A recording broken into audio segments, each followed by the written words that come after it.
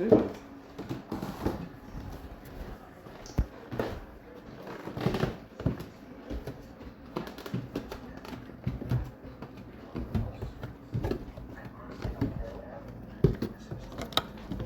Hey. Light. Tiggy was just laying on those stairs. Mm-hmm. Anything happens to him, I'm going to tell you this only once. Mm-hmm. I will fucking hurt you. Oh, sorry, what happened? Turn the fucking light on when you come down the fucking stairs, because Tiggy was laying right fucking up there. Oh, but no, I just turned the light off. The light was on. I turned it on. And when I get up in the morning, I will turn that on until you fucking get it to turn that light on before you fucking come down the stairs. Oh, no, but that vibe. I turned the light on when I came this morning. And when I just... You didn't? Yeah, I That did. was awake. No, you didn't. I did. That's okay, but... Right now, the light was on. I seen your cat. And I just turned the light off when I got down to the bottom. Well, because I said, if you hurt him, you're going to be paying the fucking vet bill. No, but the light was just on. I could see your cat. That's why I turned the light on, because I saw him laying on the stairs. But that was when I was... Okay. If you want to keep on my good side, don't fucking hurt my animals. Pardon me, sorry? If you want to keep on my good side, then do as I fucking ask.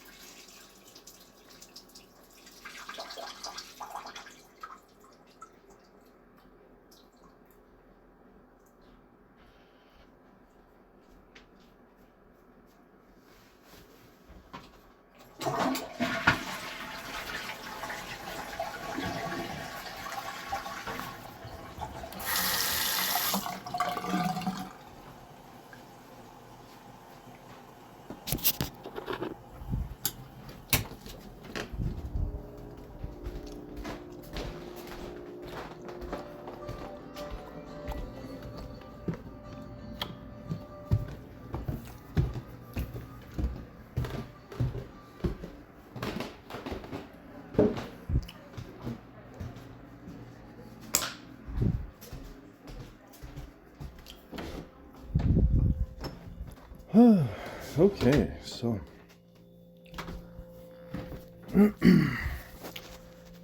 It's a very, very difficult situation.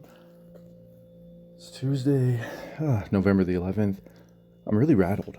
So, I was up, I think around 5 this morning, or 6, but I'd use the bathroom. Then I turned the light on. It's a really good idea. In the hallway, and walked down the stairs, turned the light off when I got to the bottom of the stairs, went to the bathroom, came back up the stairs, turned the light on. When I went up the stairs and then turned the light off, and then now it is about 10 to 10, and I just, I gotta get going here. I gotta, to meet somebody by around 10:30, and then got a few things I got to do this morning. But anyways, I had to use the bathroom before I went to pack my stuff up to make sure I get everything that I need before I go.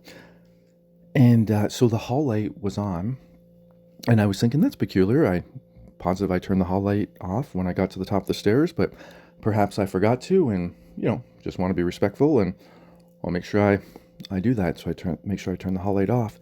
But anyway, so I was going to the bathroom, so the hall light's already on, and I seen the cat, so Tiggy, on the, on the steps, not the first 2 steps, but the 3rd step that kind of bends around the corner. And so Tiggy saw me come in, I seen Tiggy, and, and then Tiggy just went down the stairs, and anyways, and I got down to the bottom of the stairs, I turned the light off, and the owner's mother just instantly was there. She came from the kitchen, and then you heard what she said. So, anyways, there's really not much I can say. Like when I'm being accused, she said that I know you didn't turn the light on this morning, which I most certainly did. I think it's good practice, and the whole reason why I didn't turn it on before was out of respect for her. So I didn't want to wake her. Yeah, unintentionally wake her up by turning on the light. But my goodness, like I really don't know what to say. Like like being like threatened and being accosted and being attacked like that. I really I can honestly say I don't know what to say. Um, I'm not going to argue with anyone if somebody's convinced that I've done something and they're going to accuse me and tell me that I did something. I'm not going to argue with them. That's I can state what I did do, and if they receive it, they receive it. If they don't receive it, they don't receive it. But it puts me in a lurch. It's really awkward. And when somebody's yelling at you and making threats, I I really don't know how to deal with this. Like it's you know, I the last thing I want to do is hurt an animal. The last thing I want to do is potentially trip and fall down a flight of stairs. It's um but like that anger and that aggression and that hatred, it's terrible. It's really, really terrible. Oh my goodness. And right now I feel completely just shaken up, rattled. But now I gotta go and I gotta meet with some folks and I gotta take care of goodness, just a lot of things that have just I've been waiting to get to these things, to get them taken care of and to get them checked off the list. And but now I got to take a moment just to, like, I don't want to carry any of this goodness, these feelings, this like after somebody yells at you, it puts you in a weird state where you're I think frazzled might be a good word for it, but it takes a while to um it takes a while first and foremost to process what took place. I find when somebody accosts you and when they're yelling at you, um it's not a dialogue, so you're not an active participant, as in like a dialogue. It's an ebb and flow of conversation. It's somebody virtually pouring chaos and frustration and hate and bitterness onto you. But for you to try to make sense of what's taking place, it's actually it's next to impossible to do so in the moment. So I find my strategy is I just try to listen as best I can, to hear and to not just hear what they're saying, but to understand what they're saying and what the problem is. And if there's anything I can do in the moment, I do my best to resolve it. If there's nothing I can do like in the moment, then I just leave. There's no point being around that. And somebody can only yell at you um, and accost you if you stand there and you permit it. So I just leave, and then I don't think about it in the moment. I wait till I'm out of that atmosphere. I wait till I'm out of range of that accostation, or out of range of that accusation, or out of verbal range of that. We're just called what it is, a verbal assault. And then I take adequate time to chew on it and to see if there's any truth in what they're saying, and to get like a deeper understanding as to why this might be such a heightened issue for them. And yeah, and then I'll work forward from here. Um, and I find like once, oh goodness, give me a half an hour, give me an hour, give me a couple hours. I'm certain I'll see the situation with different or greater levels of clarity. But in the moment, oh my goodness, the physiological impact of it is rather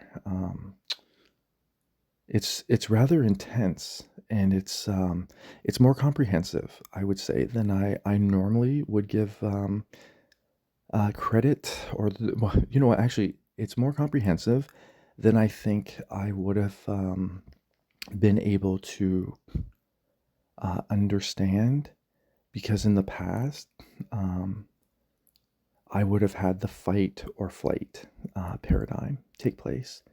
So, like the building of walls and the aggression back at the aggressor, or the running away and the shrinking back from the spirit that's attacking. Now I just sit and I just listen, and I honestly just try do my best to just to see like what's being said, and to honestly have like perform an appraisal of is there any truth in what they're saying? And if there's any truth in what they're saying, if I'm accountable, then I desire to, or sorry, if I've done something, I want to be accountable, and I'll be responsible to, to make the subsequent changes. If I'm not, then I have to um, get to a point where I understand, okay, this is, there's reasons for this that are exterior to me and they're foreign to me. And then I also need to leave it as such, meaning I don't allow it, I don't come into agreement with it, and I don't allow it to become a part of me. And um, so that can only happen if I actually face what is taking place and face it and see it for exactly the way it is. So right now, oh goodness, I'm pretty rattled, and um, so I'm going to collect my stuff. I gotta go make my appointment for 10:30, and I want to make sure that my mind is clear and my thoughts are clear. So when I'm at the appointment, none of the there's I want to ensure that there's no residual effect from this, that because that could greatly impede, the things that I'm doing in my life, when it really shouldn't have what